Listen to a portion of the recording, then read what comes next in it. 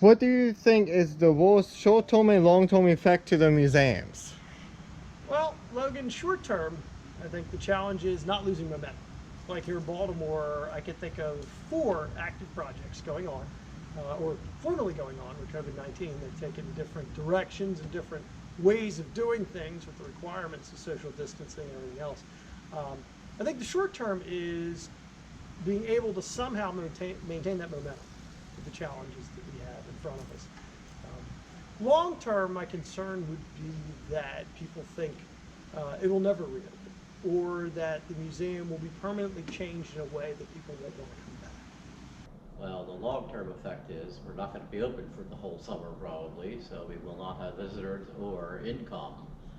Fortunately, our work is proceeding, although we were held up somewhat in that because for a while we weren't supposed to be here at all, but now we can be here in small groups. I think the problem's going to be more the Falls Road being closed than the virus. I think we'll get over the virus.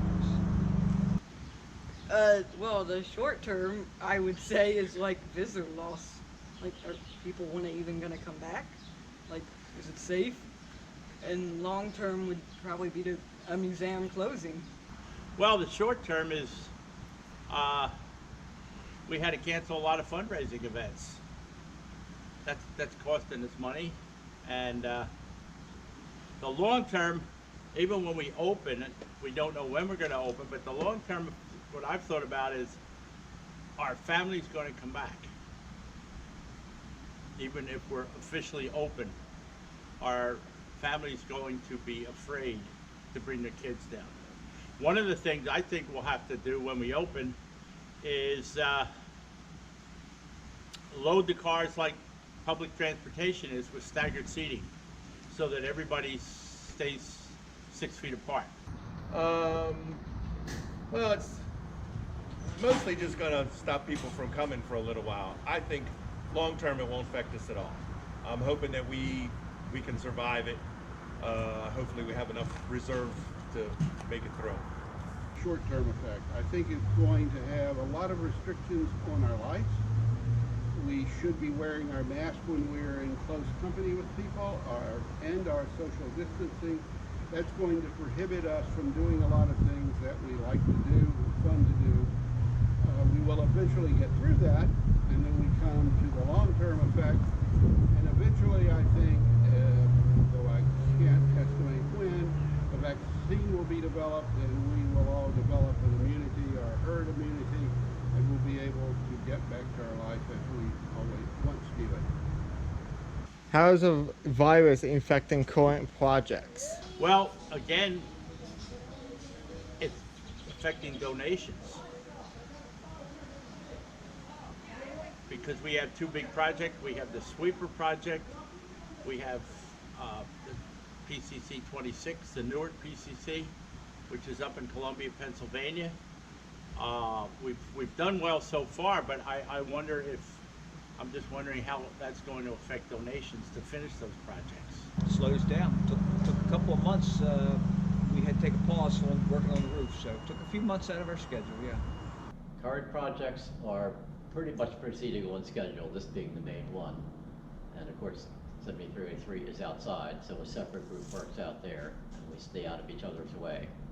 Some aren't like getting done as quickly as they should be. I mean, a worry is Winterfest. Is like, are some cars going to be done for Winterfest? It's just pushing a lot of projects back, and it's making them late.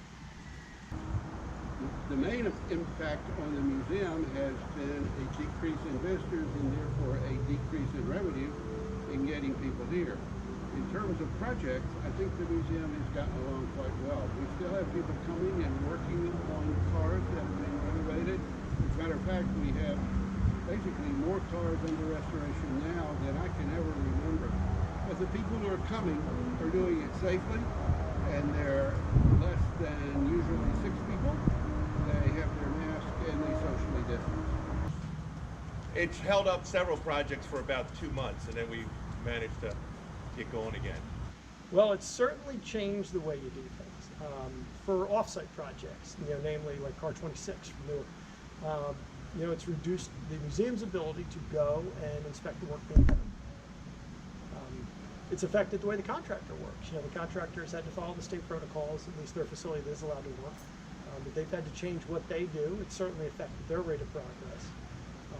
Here at the museum, you know, it's really curtailed things, to put it mildly. It's hard to bring a large group down to do projects.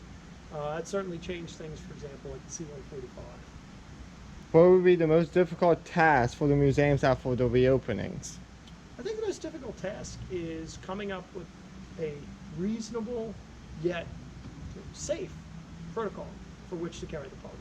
I mean, it's why the museum exists. I enjoy it here. I enjoy the people immensely. You know, not being around the people here really, to me, is a detrimental effect. It's an unfortunate effect, but it's a requirement with the challenges we have. But I think the reopening in such a way that it still is a pleasurable experience, but we absolutely, first and foremost, maintain the public safety is critical. I kind of miss just coming to the museum and like running cars. Again, attracting the public, getting operators to come down. Another thing I think we'll have to do is, I know the transit authorities, what they do with buses and streetcars is after a run, they go through and they clean them. I think we're gonna have to go to that for a while. Have somebody, the operators, dispatchers and so forth go through, wipe the seats down and spray them. I think that's probably gonna have to happen. One of the things too, I just thought of this, is a lot of volunteers are older. So they're more susceptible to this virus, and are they gonna come back? I think when we do open, if we are lucky enough to open at the end of the summer, the fall, I know I'm gonna be wearing a mask because I'm older and I'm afraid of it. It's going to be closed for a long time. The coronavirus is impacting us, but also we have the sewer project going on in Falls Road. And even if the city gave us the okay to open next week, the sewer project would have some impact on our operation. And I think that's going to last for at least 6 months. So it's looking like to me the museum is going to be closed for many, many months. We're going to drop off people's radar and we're going to lose some visitors. So we need to come up with a way to publicize our reopening when it happens, to encourage visitors and let them know that we're here. There'll also be some impact in our special events. We do kids' birthday parties, we do weddings, and similar sorts of events. And we have none of those scheduled until, I believe, October. Probably all the preparation for visitors, cleaning, sanitizing, and all that. And what do you miss doing the most down here? What do I miss doing the most? Running the cars. Well, I'm sick of staying at home. That's why coming down here and painting this sweeper today, to me, that was a mental health day. Get out of the house and do something. And we're all staying, we're all distancing, we're not working close together, so I think we're fine. But getting out of the house for me is a big plus. I'm usually down here all the time before this virus thing started, and I'm also involved with Friends of Philadelphia Trolleys, fundraising for them. FPT, we had to cancel 3 events so far. Miss coming and operating the streetcars and talking to the visitors. I like to explain the transit history of Baltimore and the cars we have that played a very important part of that. And it was, in fact, the streetcars that built Baltimore into the great city it is today. Riding the streetcars. I kind of miss just coming to the museum and like running cars. I really miss the social aspect down here. It's a lot of fun when there's a group of us, say, working on a project. There's cars running, there's public here that wants to talk to you, that has an interest in what's going on. I really miss that. Or, you know, at times, I usually work on projects, but I do operate. Getting to interact with the public, getting to explain a little more what we do, why this place is important, and why their history matters to them. It's a shame. I really look forward to the public